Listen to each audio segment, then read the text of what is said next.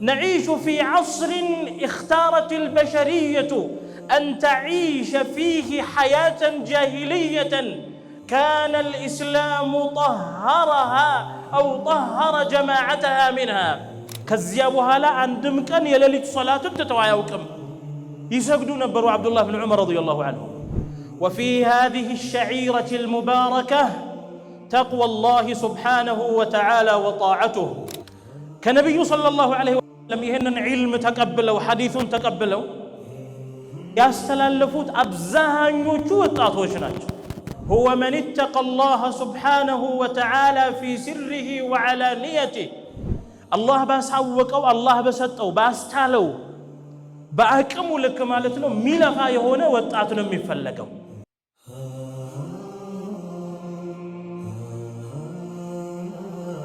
الحمد لله رب العالمين لك الحمد والنعماء والملك ربنا ولا شيء أعلى منك جودا وأمجد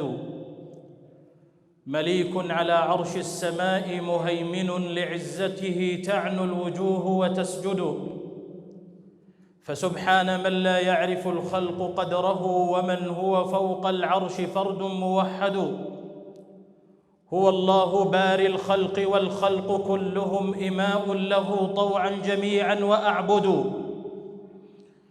أعمده على نعمه الظاهرة والباطنة وأشكره على فضله وامتنانه وأشهد أن لا إله إلا هو وحده لا شريك له الواحد في ذاته وصفاته وأفعاله وأشهد أن محمدًا عبده ورسوله وصفيه وخليله وأمينه على وحيه وسفيره بينه وبين عباده نشهد أنه بلغ الرسالة وأدى الأمانة ونصح الأمة ومحى الله به الظلمة وكشف به الغمة وجاهد في الله حق جهاده حتى أتاه اليقين كالغيث ذكرك يا حبيبي لم يزل يسقي القلوب محبة ونعيما يا سيد الثقلين حزت مكانة ومقام عز في النفوس عظيما يا من سلكتم نهجه وسبيله صلوا عليه وسلموا تسليما اللهم صل عليه وعلى آله وصحبه ومن سار على دربه واهتدى بهديه واقتفى بأثره إلى يوم الدين أما بعد فيا عباد الله أولى وصية نتواصى بها في هذا اليوم المبارك وفي هذه الشعيرة المباركة تقوى الله سبحانه وتعالى وطاعته فتقوى الله سبحانه وتعالى هي زاد أولياء الله الصالحين ومدخر المؤمنين المصلحين فأوصى الله سبحانه وتعالى بها في كتابه فعم وخص قال الله عز وجل يا أيها الناس اتقوا ربكم الذي خلقكم من نفس واحدة وخلق منها زوجها وبث منهما رجالا كثيرا ونساء واتقوا الله الذي تساءلون به والأرحام إن الله كان عليكم رقيبا وقال عز من قائل يا أيها الذين آمنوا اتقوا الله وقولوا قولا سديدا يصلح لكم أعمالكم ويغفر لكم ذنوبكم ومن يطع الله ورسوله فقد فاز فوزا عظيما ويقول القائل ولست أرى السعادة جمع مال ولكن التقي هو السعيد فالسعيد كل السعادة عباد الله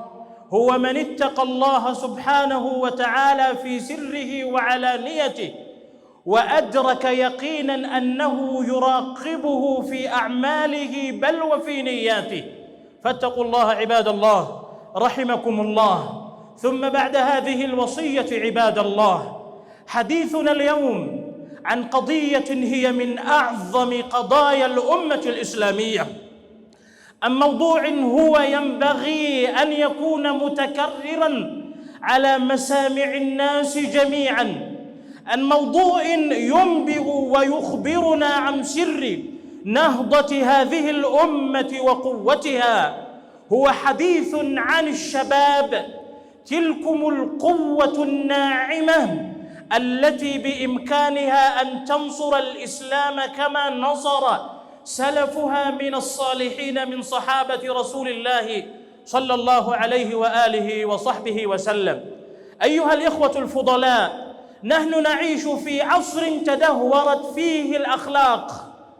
نعيش في عصر انحرفت فيه البشرية عن سواء السبيل، نعيش في عصر اختارت البشرية أن تعيش فيه حياة جاهلية كان الإسلام طهرها أو طهر جماعتها منها. عباد الله، إن المتضرر في مثل هذه الحياة والمستهدف الأول في مثل هذه الأحداث هم الشباب. فعلى الآباء وأولياء الأمور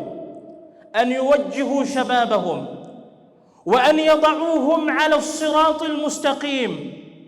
حتى يعرفوا السبيل لنجاتهم ورقيهم وتحضرهم ووصولهم إلى ما وصل إليه الأولون من القوة والرفعة والكرامة. يا شباب الإسلام، يا رجال الغد، يا من كان أقرانكم وأترابكم نصرة لهذا الدين، أغلب صحابة رسول الله صلى الله عليه وسلم كانوا في مرحلة الشباب. هذا أبو بكر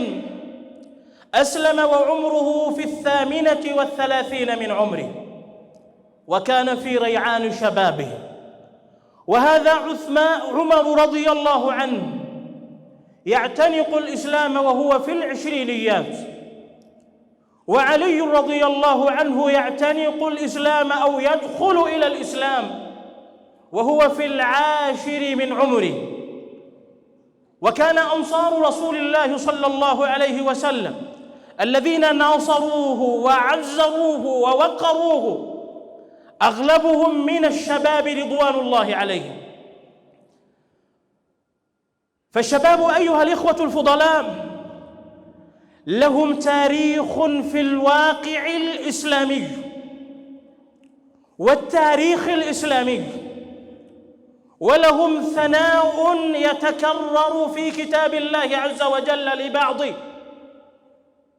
من كانوا على دين الله عز وجل واعتصموا به وهم في ريعان شبابهم.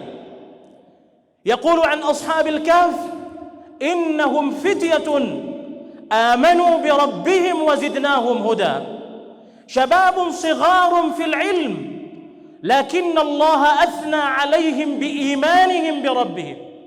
وبين أنه زادهم هدى ووصفهم بتقواهم وثباتهم على دين الله سبحانه وتعالى. وحينما يأتي الحديث عن الخليل إبراهيم عليه السلام تبدأ قصته من ريعان شبابه ويبدأ تأثيره من حياة شبابه. قالوا: سمعنا فتى يذكرهم يقال له إبراهيم. وأغلب أنصار رسول الله صلى الله عليه وسلم مهاجرين وأنصارا كانوا من الشباب. الخلفاء الراشدون كلهم دخلوا في الإسلام وناصروا رسول الله صلى الله عليه وسلم وهم في وقت شبابهم وفي عمر شبابهم. ورواة الحديث والمكثرون من 6 كلهم من الشباب كأبي هريرة رضي الله عنه وأنس وجابر وعبد الله بن عمر وعائشة أم المؤمنين وعبد الله بن عباس وغيرهم.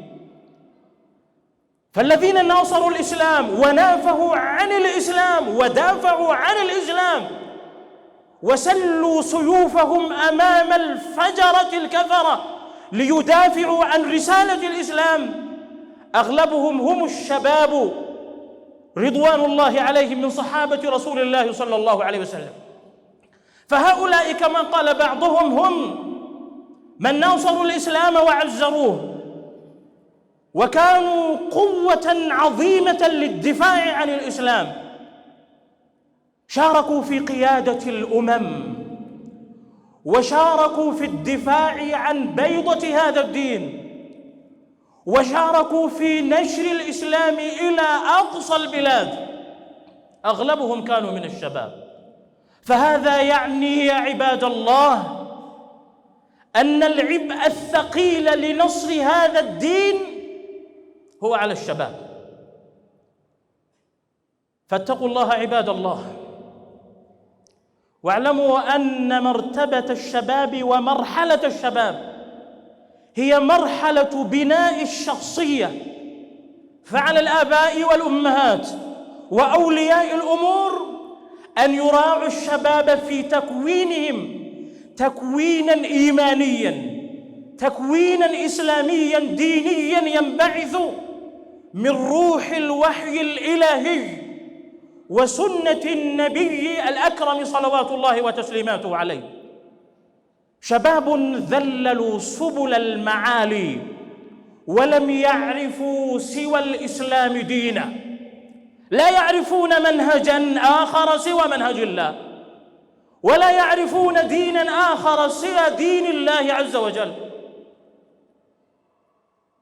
الله سبحانه وتعالى أعانهم وأعطاهم قوة بين ضعفين، فاستغلوها أحسن استغلال، فكانوا كماة مجاهدين مدافعين عن بيضة الإسلام في نهارهم،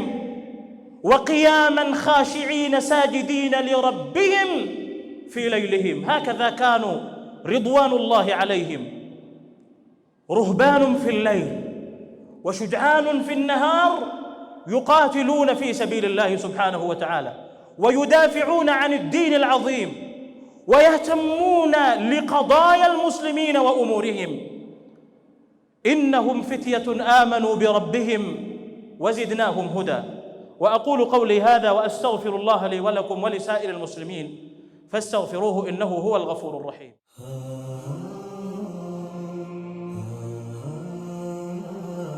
الحمد لله على إحسانه، والشكر له على توفيقه وامتنانه،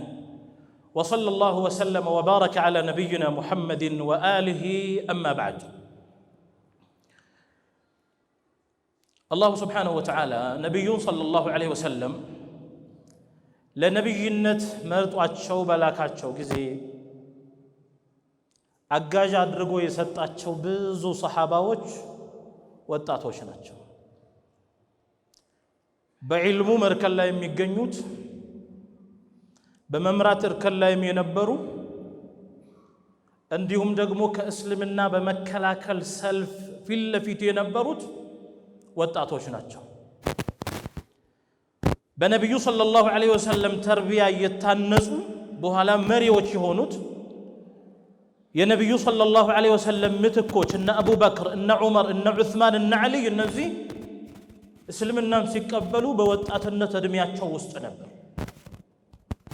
ዛሬ ስለ ወጣትነት ስናነሳ የእስልምና የከፍታው ሚስጥር ምን እንደሆነ ማንሳታችን ነው።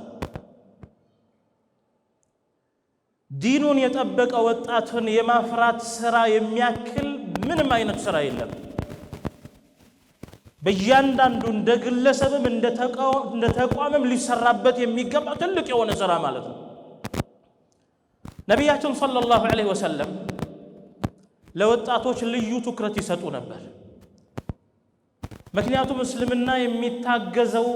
ነስር ሊያገኝ የሚችለው በእነሱ በኩል መሆኑን ስለሚያውቁ ማለት ነው። ልዩ ትኩረትን ለወጣቶች ሰጥተው ብዙ ስራዎችን ሲሰሩ ነበር ሰለላሁ ዐለይሂ ወሰለም። ከነቢዩ ሰለላሁ ዐለይሂ ወሰለም ይህንን ዒልም ተቀብለው ሐዲሱን ተቀብለው ያስተላለፉት አብዛኞቹ ወጣቶች ናቸው። በኋላ ላይም እድሜያቸው ገፍቶ ለማስተላለፍም የበቁት እንደሱ ስለሆኑ ማለት ነው። المكثرون من الحديث የሚባሉ ወደ 6 የሚሆኑ የነብዩ ሰለላሁ ዐለይሂ ወሰለም ሰሃባዎች አሉ። በብዛት ከነብዩ ሰለላሁ ዐለይሂ ወሰለም ሐዲሱን የዘገቡ ወይም ደግሞ ያስተላለፉ ሰሃባዎች ማለት ነው።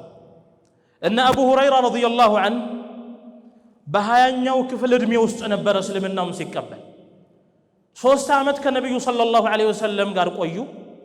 በ3 ዓመት ውስጥ ከ5000 በላይ ሐዲስ ከነብዩ ሰለላሁ ዐለይሂ ወሰለም ዘግበዋል እነ አነስ ብን ማሊክ ረዲየላሁ ዐንሁ እነ አብዱላህ ብን ዑመር እነ አብዱላህ ብን አባስ እንደነ ጃቢር ብን አብዱላህ ረዲየላሁ ዐንሁ ያሉ እንደነ አኢሻ ረዲየላሁ ዐንሃ ያሉ እነዚህ ወጣት የሆኑ የነብዩ ሰለላሁ ዐለይሂ ወሰለም ሰሃባዎች ናቸው በብዛት ደግሞ ከነብዩ ሰለላሁ ዐለይሂ ወሰለም ሐዲሱን የዘገቡት እነሱ ናቸው የጦር መሪዎች አድርገውም ነብዩ ሰለላሁ ዐለይሂ ወሰለም መርጠው የላኩት በ17ኛው ዓመት ላይ የነበረ ሰሃቢ ኡሳማ ብን ዘይድ ነበረ በውስጡ ትላልቅ ሰሃባዎች ነበሩ በዚያ ጦር ውስጥ እንደነ አቡበክር እንደነ ዑመር የነበሩ ማለት ነው ነብዩ ሰለላሁ ዐለይሂ ወሰለም ማንን መሪ ያደረጉ ሂበሁ ወብነ ሂብሂ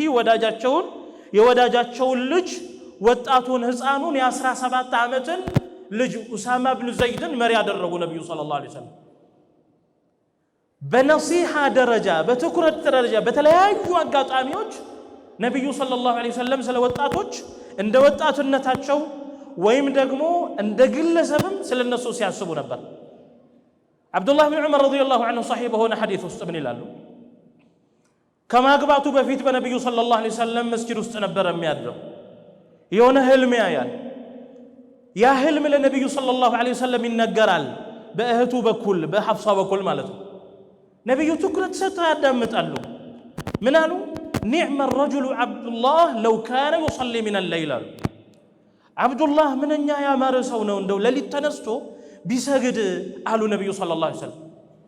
ያ ወሲያ ተጽኖ ፈጥሮበታል በኋላ ላይ قال فكان لا يدع قيام الليل ከዚያ በኋላ አንድም ቀን የሌሊት ሶላትን ተተው አያውቅም ይሰግዱ ነበሩ አብዱላህ ብን ዑመር ረዲየላሁ ዐንሁ በእንዲህ አይነት ሁኔታ ነበር ነብዩ ሰለላሁ ዐለይሂ ወሰለም ወጣቶችን ሲያንጹ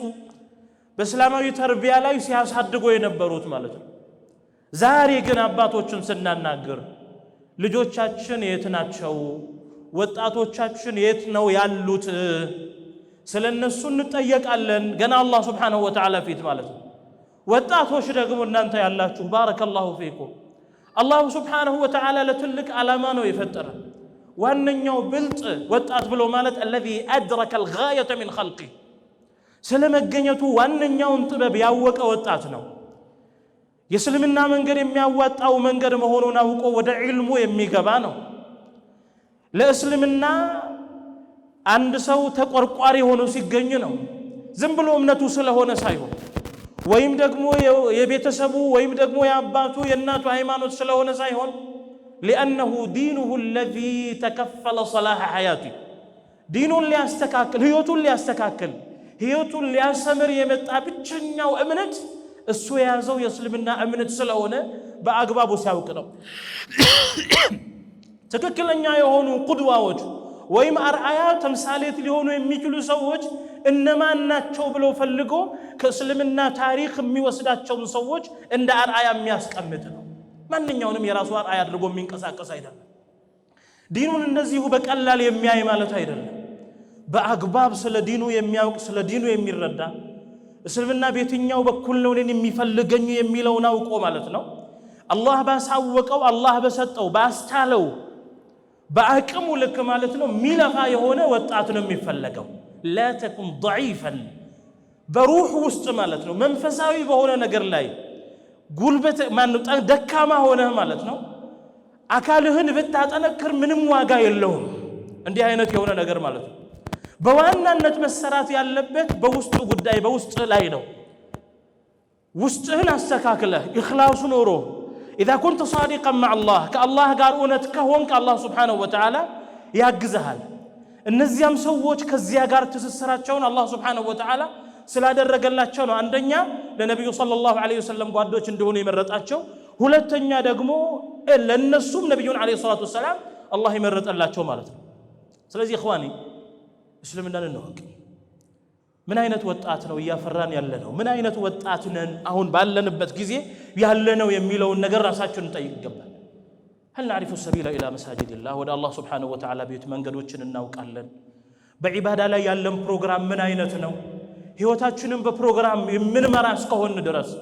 ለምን ዒባዳውን አንድ የህይወታችን የፕሮግራም ክፍል ለምን አናደርገውም? ነብዩን ሰለላሁ ዐለይሂ ወሰለም ታስታውሳላችሁ። የነብዩ ሰለላሁ ዐለይሂ ወሰለም ሰሃባዎች ሪድዋኑላሂ ዐለይሂም የጠነከሩትና የበላይነትን ያገኙት የበላይነቱን የተጎናጸፉት ከራማ ወይም ሸረፍ ላይ መድረስ የቻሉት በዚህ ነው፣ በጣዓ ነው፣ በዒባዳ ነው